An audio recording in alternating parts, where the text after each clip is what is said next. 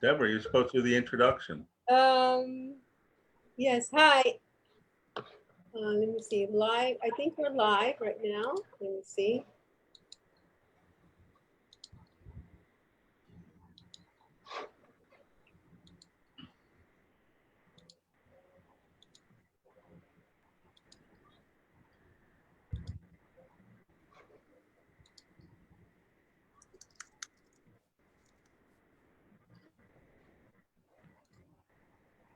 Okay. Hi, hi, this is the Bronx Green Party, and today we're reviewing a book called Away with All Pests by, okay, hold on a second.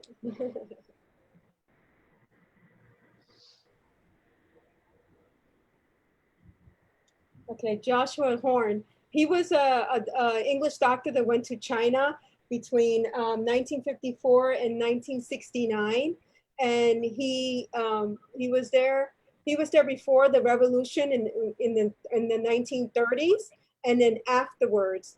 And when you go through this book, well, I guess Paul Gilman will be better to explain this book because I've been just reading this book and totally fascinated by this because this book uh, helps us to connect the what's wrong with our healthcare system here in the Bronx and what the Chinese Revolution did in the 1950s and 60s to help that impoverished nation to actually become more advanced in the West in their healthcare. And Paul, would you like to explain a little bit about the book? Well, the idea for these readings came from Christopher over here. And we were talking about the theories of revolution, specifically Marxism. We could include anarchism and other ones, but we're supposed, we tend to lean towards Marxism. And the thing is, the theories have to have concrete practice.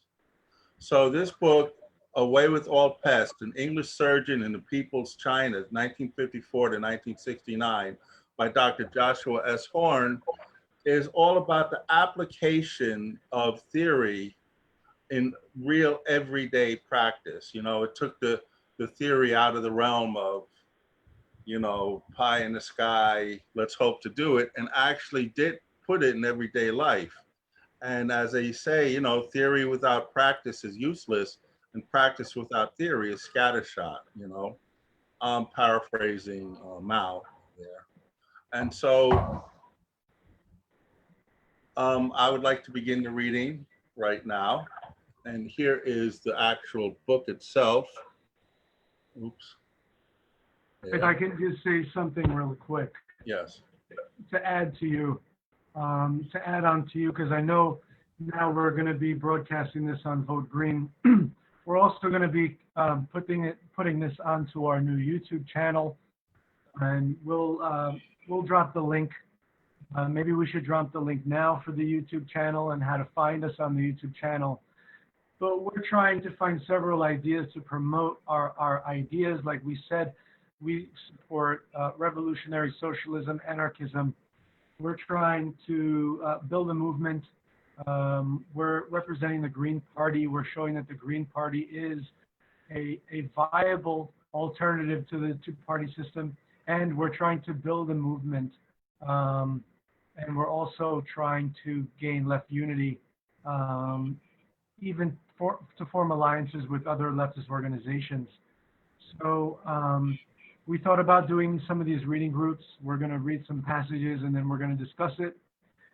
Theory can be intimidating, and we think that discussing portions of theory books and then going in a kind of a round robin discussion and just talking about it. None of us we're not philosophers, we're not politicians. We're just, yes, we are. Well, what did Gramsci call us? The organic intellectual. That's what Gramsci called the working class philosopher. And I guess that's what we strive to be. But we're regular people, and we're trying to make positive change in the world. And this is one of the ways we're trying to do it. So Yeah. anyway, that's all I have to say. Thanks. Yeah, and we're trying to provide a vision too. You know, we all talk about socialism and all of that, but what does that actually mean? So I'm not saying we have to replicate the Chinese Revolution. Of course, it's totally different conditions. China was devastated from 2000, from civil war, Japanese invasion, imperialism, bureaucrat capitalism, and feudalism.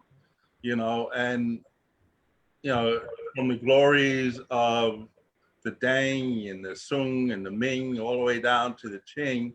I mean, the West overcame it, you know, and created this devastatingly destroyed country with all those things that were impeding on it.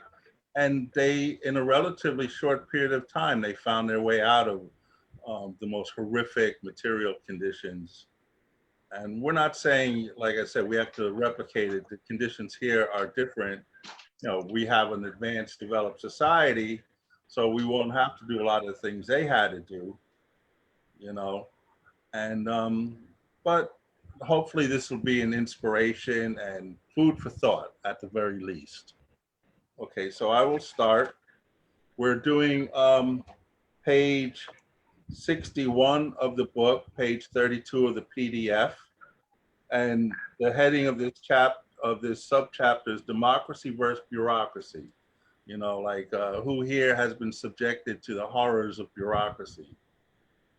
Me. Okay.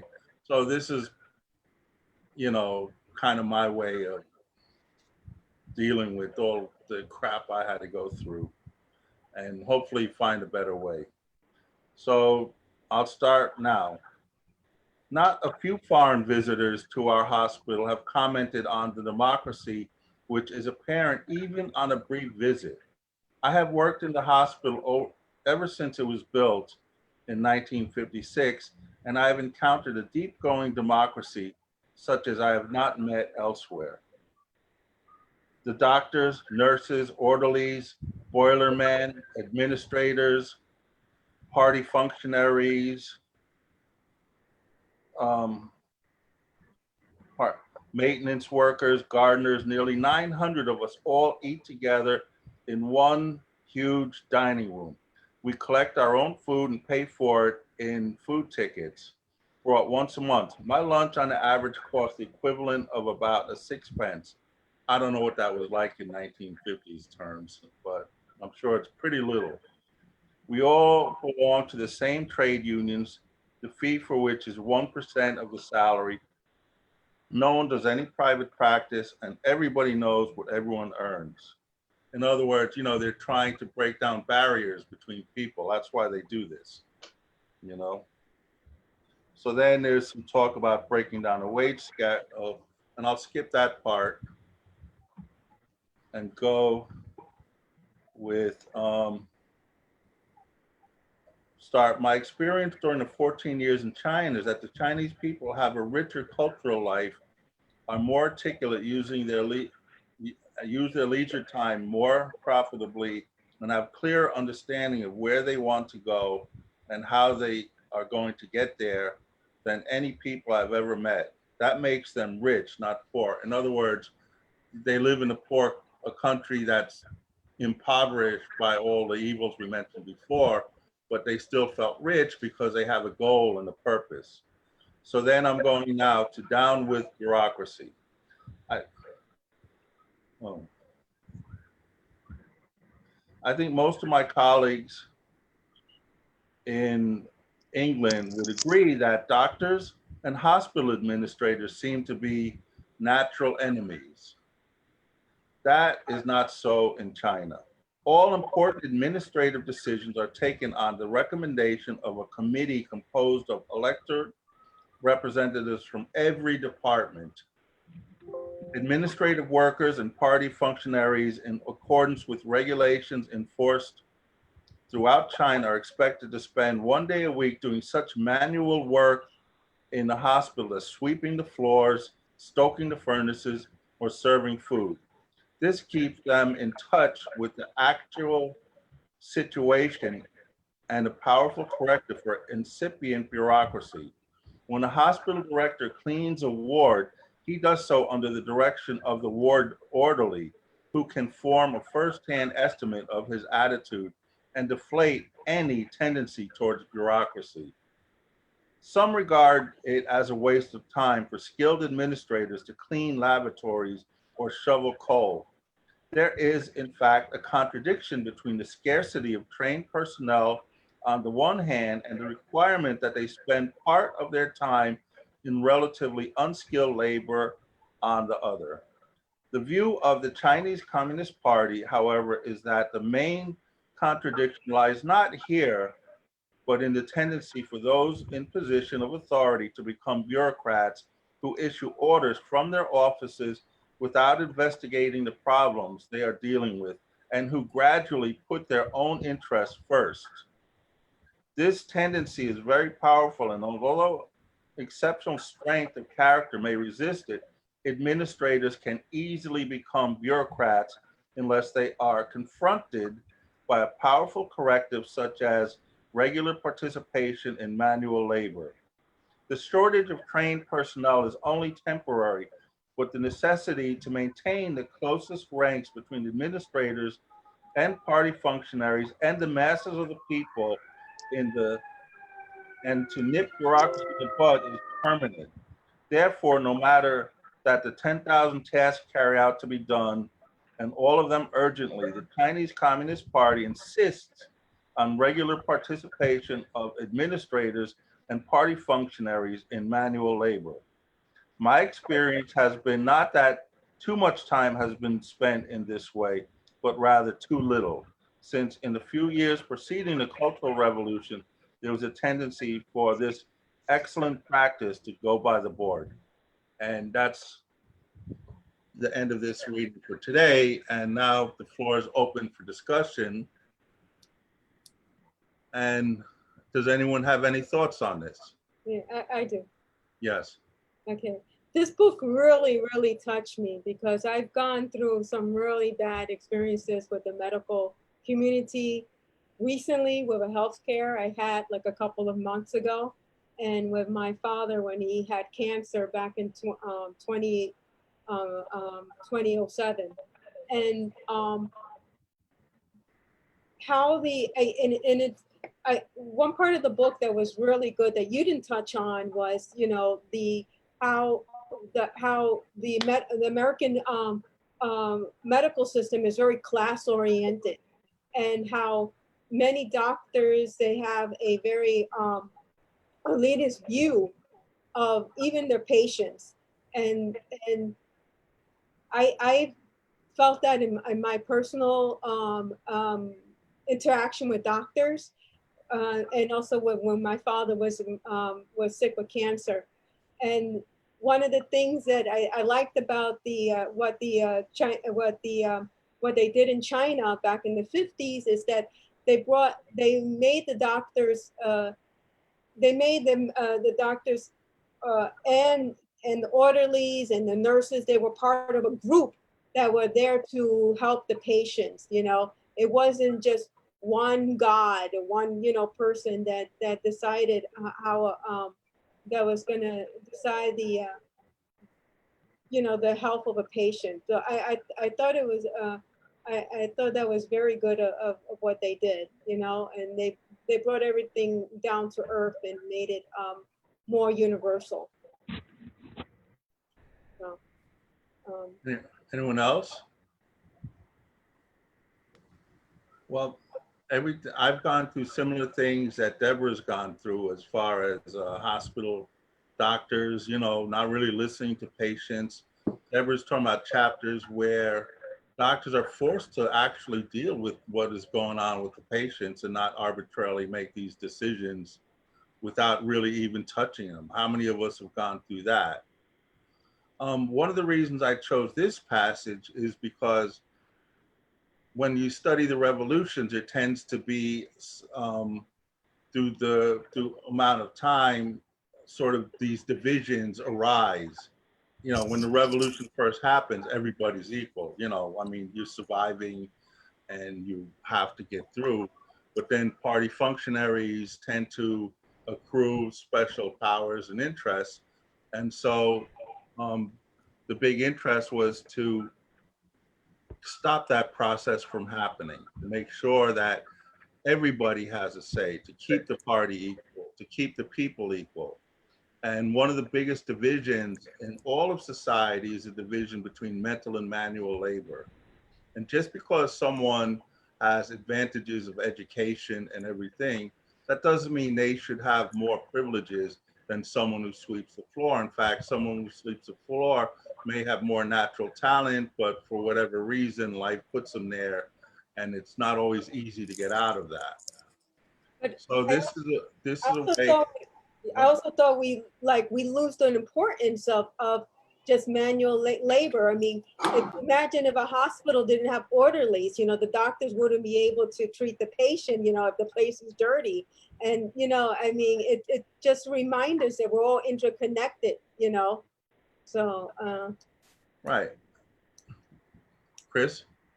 Yeah, I have a few things to say about this. So, a little bit something about me. I'm a medical professional. I've been in the medical field for 15 years now. I work in New York City. I'm in the emergency medical field. So, I have a few things to say about this in my experience. Um, you know, it also reminds me of something that Che Guevara did after the revolution, that they would do like a monthly Che would have everyone go out and do like service work for the society. And um, you know, it's humbling work.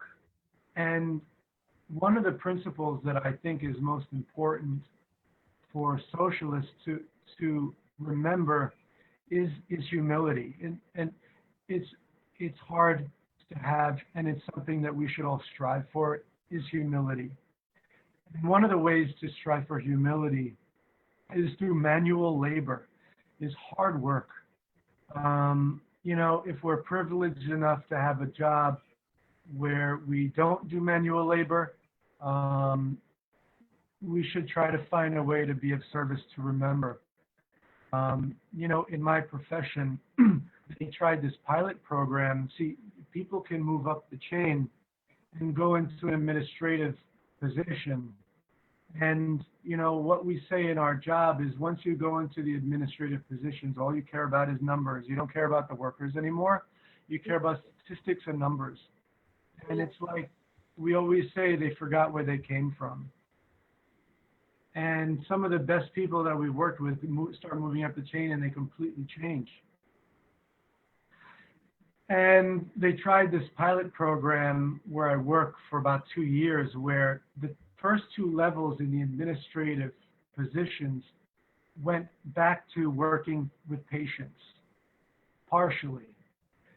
And what we saw was all these people that were in some of these administrative levels for years, all of a sudden started seeing patients for the first time in a very long time.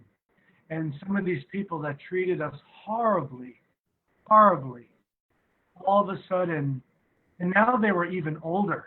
You know what I mean? And some of them, you have to lift the patient, you have to carry the patient, you have to do all these physical things. Sometimes you're around vomit and around feces and all these things that we deal with on a day-to-day basis. And some of these people that treated us like crap, all of a sudden learned again where they came from. And they ended the pilot program, but many of these people now have been humbled back to where they should have been in understanding that the workers are the most important people. They are the backbone of the society. They are the backbone of the service. And that the administrators really, it should be more like an upside down triangle, because we are the ones that are producing. The workers are the ones that are producing.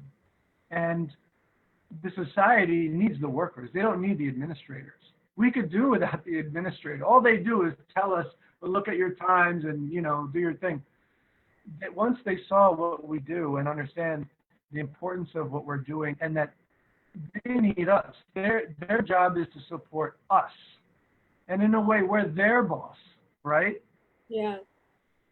So they were humbled, and a lot of them changed for the better, and I'm grateful for it. So just to see what China did with this program, I think it should be not just in the medical field, but in society. And that's why some of these big programs in these countries like Cuba and China did this, is to keep people humble in the best way possible by being of service. So that's all I have to share. Thank you. Hey, can I ask you a question, Chris? Yeah. So the thing is, once you get back into the actual production work, doesn't it also make them more efficient? Because now they know what to, when they're telling you to do something, they have a greater idea of what's involved. I would say so. I would say so. It just makes for a happier work environment when there's not an antagonistic feeling between the workers and management. We can coexist and we can work together.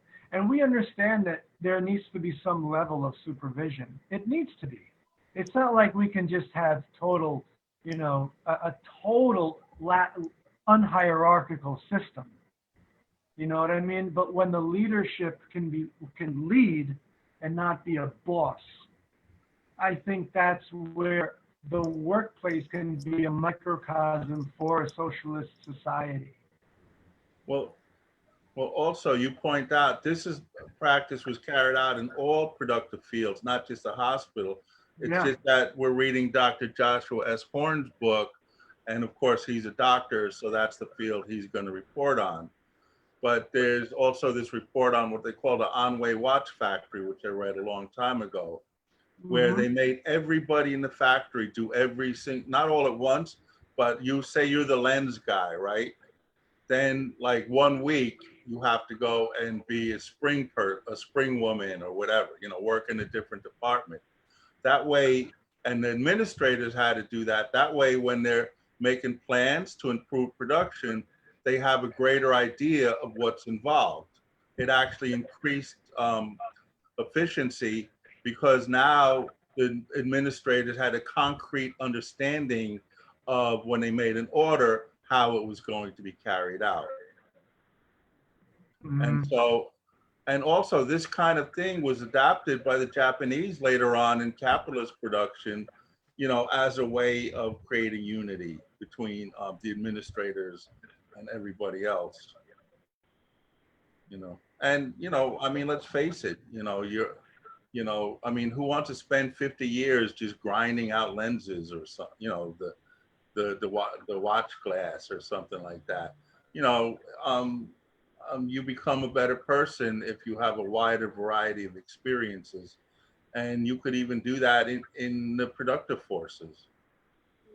Paul, could you please speak about some of the advances the Chinese did between 1950s and the 1960s when they implemented this egalitarian healthcare system? Yeah. Compare what they did back in the 1930s. What was the difference between the 1930s and 1950 in China? Yeah, if you read the eyewitness accounts of the 1930s, China's 20s, you could read books such as Pearl S. Buck, The Good Earth, which is a famous novel, came out at like 32 or 33, won both the Pulitzer and Nobel Prize. And it talked about the horrific conditions of China, especially, and it's a novel, but that book has been, like I've read sociological accounts that confirm everything Pearl S. Buck. Well, according to this book, right, the average age in the 1930s of a Chinese man in China was 28 years old. Right. Well, Dr. Horn got a job as when he left college.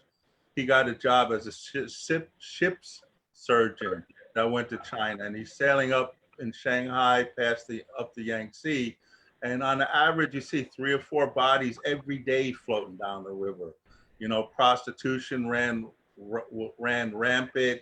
All kinds of orphans were running around. The exploitation was horrific. there was no way that China was going to, that people were going to put up with this forever. Luckily, they found their way out of it. You know, we can argue whether the current state lives up to the ideals or not. We're just talking about a specific period in time. You know, the post, you could say that we're in a post-revolutionary period in China, but that's for another discussion. I mean, China, I mean, you read Somerset Maugham wrote a book where he's an eyewitness. He goes into plague-ridden China as a doctor. And you see C.K. Yang wrote, hold on, let me go get it. 1 second. In the meantime, I thought it was just incredible reading this book. The big difference between 1935, when Joshua Horn went to Shanghai, and in 1958 when he went to China again, and what a big, they eradicated pretty much syphilis. I mean, it's still around, but I mean, there was one time in which pretty much everyone, all the, you know, they had big, you know, prostitution problem, and they managed to close down all the brothels, and pretty much 90% of the people that were around that in Shanghai had some form of syphilis. Right. It also, the revolution changed the relationship to women in the rest of society.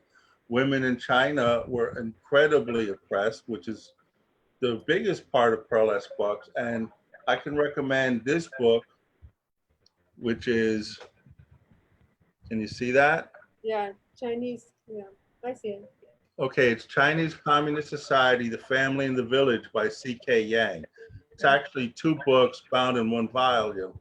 He was an anthropologist from the University of Hawaii who went to a village in southern China and wrote, and he was there from 47 to 52. So he's 2 years before the revolution and 2 years after.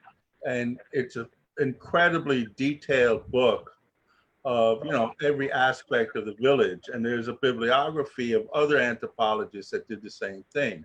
So we're talking about eyewitness accounts of that. I would like to talk a little bit about the advantages of working in a cooperative healthcare system in which all the workers work together, compared to what we have here in the United States, which is more like a hierarchy healthcare system where it's based on profit.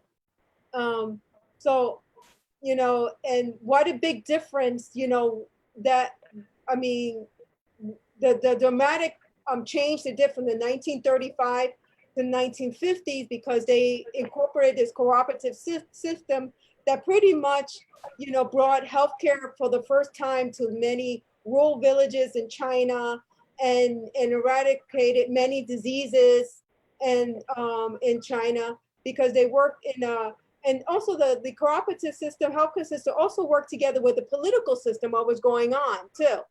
Compared here, where the healthcare system is, it's like almost for-profit system, is different and is separate from the political situation.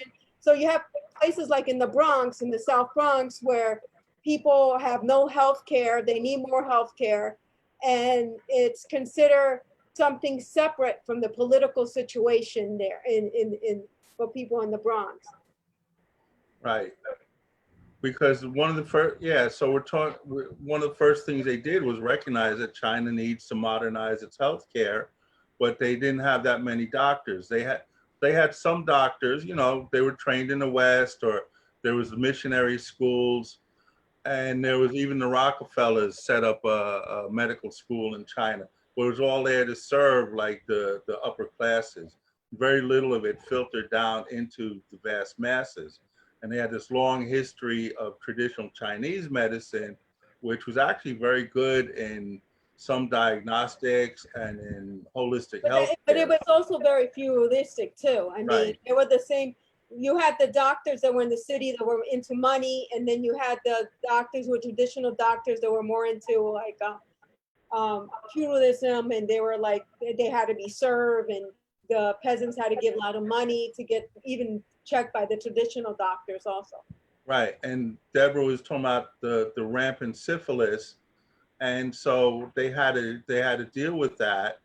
And what they did was first they removed the stigma of having syphilis because most of the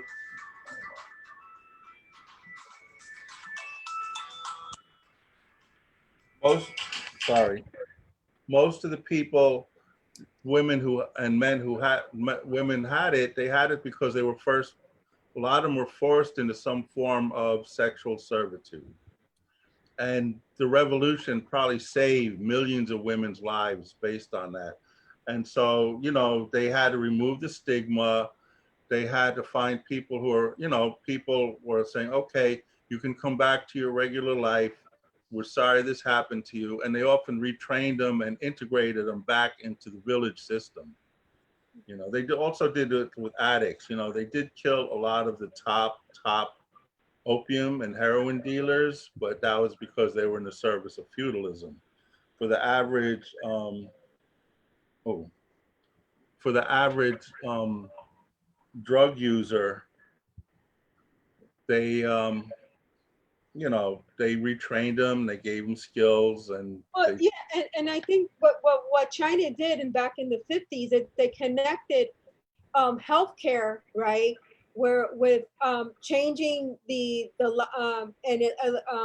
elevating the lives of the Chinese people, and I think that's something the Bronx can learn, and especially the South Bronx where we had one of the highest ratio of COVID-19 death, and that's something that we could learn to trying to like connect the quality of life of people in the Bronx and healthcare, and it has to go together.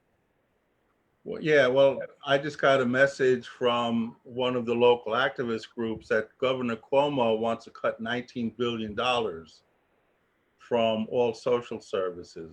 $19 billion. Imagine the devastating effect that's going to have on our health care. I have a special needs son. I don't know how that's going to affect him. The one thing they won't cut is they won't cut the billionaires give back. They won't take the money we gave them back. I mean, I know where we could get $19 billion. They will not tax the rich. Exactly.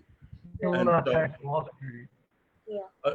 another chapter in this book is, and Deborah, where there was in this village, he didn't stay in the hospital. He actually went into the rural villages. Yeah, I know that.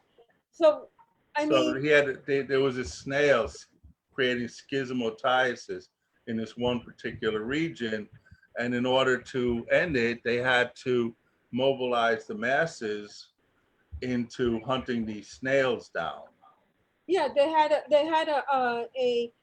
I don't know what was called the disease, but it was some kind of tapeworm that was killing Yeah. massive of people and devastating villages, and they managed to the the um, the government managed to eradicate a lot of But they did the it to get snails. mass participation. They didn't just send in these experts. They trained the people in the locale who had to live there and deal with this. So what do you think is the lesson on this? What do you think is the lesson for for us in the Bronx to organize ourselves, right? That so we could eradicate. I mean, right now in the Bronx we have we one of the reasons we have COVID-19 in the Bronx is many people have very bad health care. Okay, so we have they don't have health care. If they do have health care, it's very poor. People are And, uninsured or underinsured. underinsured. Our healthcare system also is it's very patriarchal, in which the lot of the workers do not work together, right? What I liked in the with the Chinese Revolution is that they used to have meetings, right, with the doctors, nurses, orderlies, cleaners. Again, everyone used to get together to help a patient. Right. you know and it wasn't just the doctor that diagnosed and then told the nurse what to do, and then the nurse would tell the orderly clean the bathroom. All of them got together to help a patient you know So that's another thing we could learn here in the Bronx. That the everyone that works in the healthcare system, they should all work together. Okay. Another thing that we can learn is that you cannot separate politics from healthcare. It has to come together. You know. Yeah. Yeah, who gets health care and who doesn't? Yeah, yeah. I mean, That's the big issue. How come some areas are hit harder by things than others? How come some people get primary care and other people don't? mhm. Why are some But also, people? it has to be a government. It has to be an initiative of everyone. You know, to to um, to come together and say, hey, we're going to do this. We're going to eradicate this, just like the Chinese did with eradicating that tapeworm that was Yeah. devastating the countryside and killing a whole bunch of villagers. And so everyone came together. They managed to kill a lot of the snails that was causing the tapeworms and in the river, and cleaning up a lot of the villages. And they managed to. So that's something we could learn here in the Bronx. We need to have that unity and think as a group to help the individual. You know what this reminds me of? Well, You know how in the Bronx they have that Bronx cleans where they're going around cleaning the park? yes. No one is making anyone do that. These people volunteer to do that. Mm-hmm. And they do it because they have a pride in where they live, because they want to live in a decent place. And I think that's more of a natural impulse than just to exploit everybody and treat everybody like crap. I think people actually want to participate. They want to be part of, their community. They want to, they may want to travel and see other things, but they also want to feel good about where they live. And what is your experiences with the people when you were going out cleaning the parks with this group? Well, people wanted to do it because they wanted to see their neighborhood clean. And And, did and you, it didn't even have to be my neighborhood. It could be my Bronx. It was it was still in the Bronx, but it wasn't exactly my neighborhood. It was like, a mile and a half down. I want to see all the Bronx clean, I because it think a lot of these, affects me. I don't live in an island. what are you saying, Chris? yeah, I think a lot. I think a lot of these principles are ingrained in us naturally, but because we are born and grow up in capitalism, which is a system based on competition and dog eat dog, and I've got mine, that kind of goes away eventually because we're taught to only look out for ourselves, but we can get it back if we work for it, if we try. And sometimes it's something inspires us, that desire to be of service for the community, and to give without asking anything in return does come back. And within a socialist society, that is encouraged. So that I think this is just human nature for us to be kind. So Yeah. Um, Paul, do you have any? I know Mao had a lot of posts here, and he kind of he quoted something like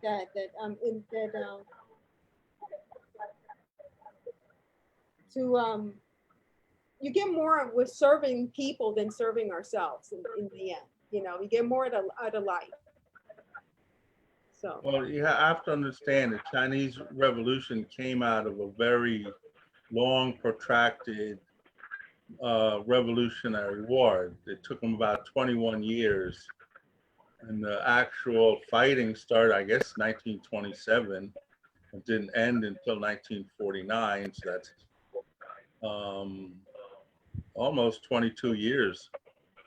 Mhm. And so one of the things he would talk about is leadership in this, and he would tell and this goes back to the administrators, is that don't go there and make arbitrary decisions. Go there and find out what's going on. Be part of the masses. Be, like ask around, ask the people on the ground when you're given an assignment, and then come to real conclusions, not based on what you think the situation is, but based on what you know the situation is.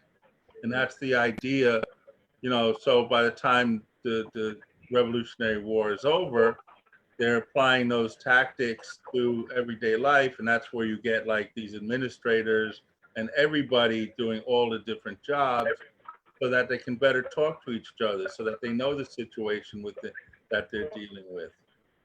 Yeah. And that's, I think it's actually mentally healthier to do that, as Chris pointed out. Yeah. So let's have a conclusion on this book. Paul, what were you, what's your overall summary about the book? Well, I would say that there's all these people that spend hours and hours and years bad mouthing the revolution based on hearsay, based on someone's theoretical opinion, and very few actually know the history. So here we're dealing with eyewitness accounts. Joshua Horn was in, Dr. Joshua Horn was in China through the Great Leap Forward and into the Cultural Revolution. And there's all these like misunderstandings of what both were all about. And they all think it's like Stalin just going off, picking people off, not arguments within the party, not encouraging people to actually participate in politics on a grassroots level. And that was one of the differences between the Bolshevik Revolution and the Chinese Revolution, is that after the Civil War, there was a slow, gradual separation between the Russian Communist Party and the people. Towards the end, after World War II, they're almost acting like they deserve the entitlements. And some of the epitaphs of state capitalism, people could dispute that. Maybe it really wasn't exactly that, but they certainly did maintain their entitlements based on being an engineer or based on an administrative or a party functionary. And so they really wanted to stop that process. And we're going to have, when we have our revolution, these are things we're going to have to be aware of. The dialectical process does not stop after the revolution. It keeps on going. The society still develops. You still have to have a conscious interaction with the society to make sure it doesn't backslide. And that's where a lot of the struggles come from, because some of the people in the top echelons, you know, they lose sight of what it's all about, and it becomes more about protecting their own privileges than it is about actual continuing to make sure that everybody gets a fair share. And this book is an example. It's an eyewitness account. I'm sick of all these leftists that they'll read this theory, they'll read that theory. I'm not against reading theory, but they never actually read the eyewitness accounts. I thought this book was totally amazing. I haven't finished the book. I still got 50 more pages, but it really opened my eyes, and it really, I thought it was amazing how the Chinese went from a feudalism, colonial, suppressed people in which the average age was 28 to die, and then came so advanced in which they were making advances of putting limbs together. They eradicated syphilis. They brought healthcare to remote villages.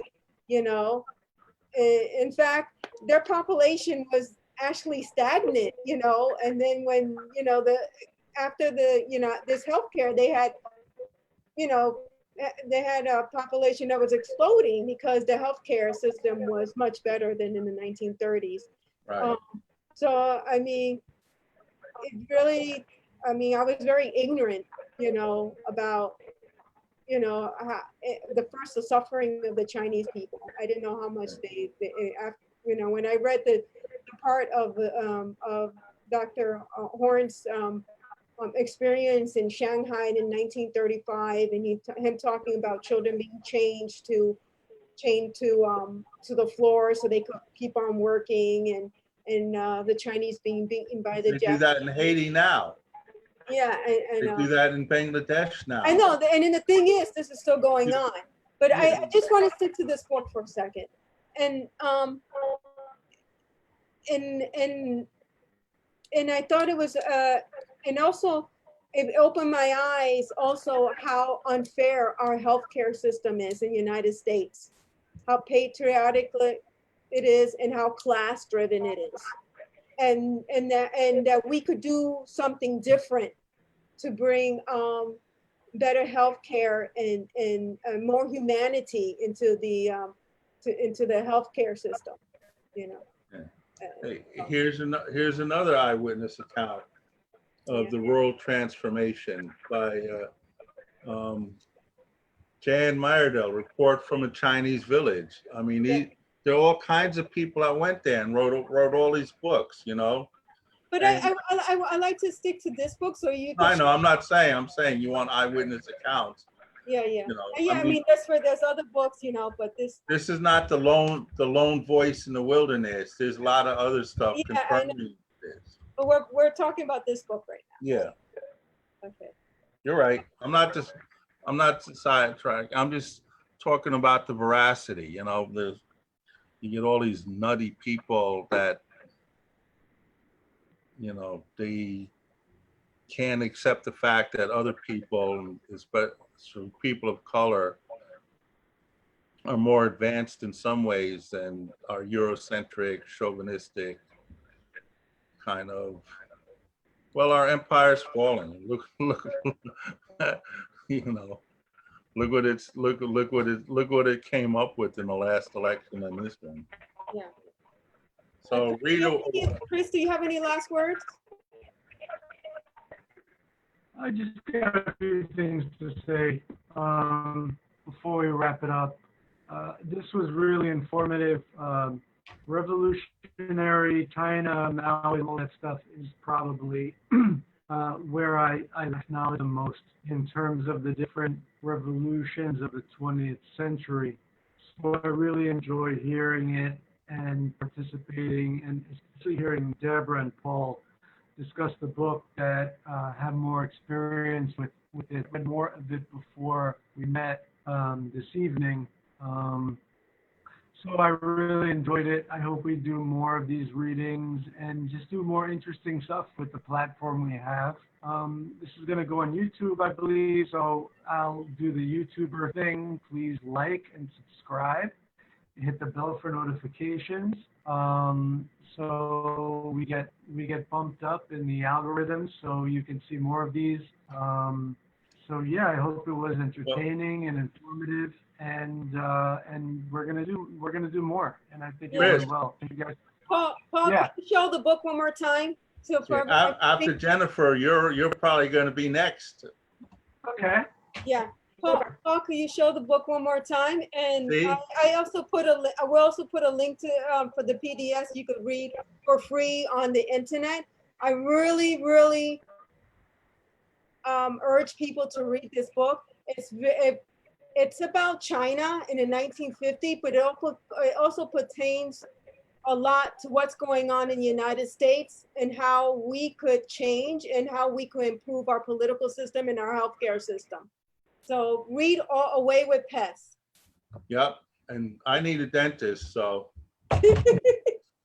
Okay, thank you very much. Okay, bye. Thank you.